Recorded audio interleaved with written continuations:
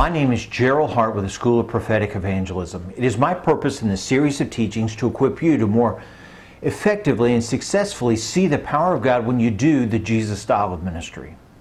I want to give you a wisdom nugget that will help you jumpstart your healing prayers, particularly on these treasure hunt or street encounter divine appointment moments. It's simple, and the concept is faith needs an activity.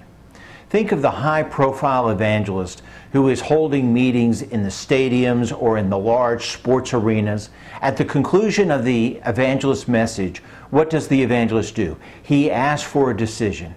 He asks for the listeners for a faith response, and he gives them an activity. Usually he will ask them to raise their hand, or more than likely, he will ask them to get out of their seat, to walk down the aisle, and stand in front near the speaker's podium or platform.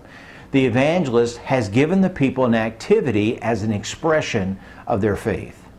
Now here is another example. I took a ministry team from Baton Rouge and we traveled down to Tegucigalpa, Honduras.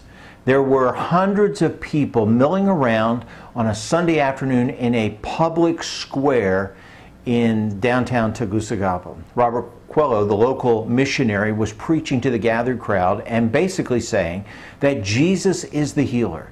A poor woman hobbled by on crutches, and Robert, in front of the crowd, asked the woman if she would like to be healed. At first she is skeptical and resistant, but someone cries out from the crowd in Spanish, "What have you got to lose? Let the preacher pray for you." So my friend prayed for the woman in the public square as the curious and skeptical looked on, and after the brief prayer, Robert said, "Give me your crutches."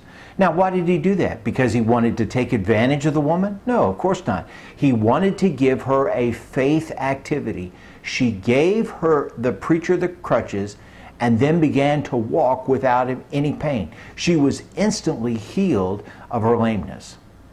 When you are in your street encounter, look for something that can be a faith activity. Sometimes I will ask the person, how much pain relief did you just receive? 10%, 25%, 50%? I will ask the person to voice their own self-diagnosis.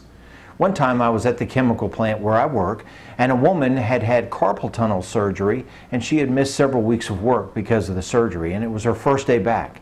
Well, she is a person that is totally skeptical about God, the church, and in particular faith healers on TV.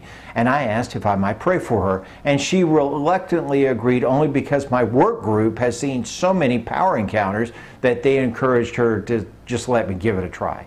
Well, after a short voice, "Come Holy Spirit," I asked, "Is anything happening to you?" And she said, "No, should I?" And her tone was sarcastic. But then I said, "Well, try moving your fingers." And she said, "I can't." But I replied, "You mean the fingers that you are moving right now?" Well, she looked down, and there she was, twiddling and moving her fingers. And all she could say was, "I can't do that." Well, my name is Gerald Hart with the School of Prophetic Evangelism. Now go out this week and have some fun.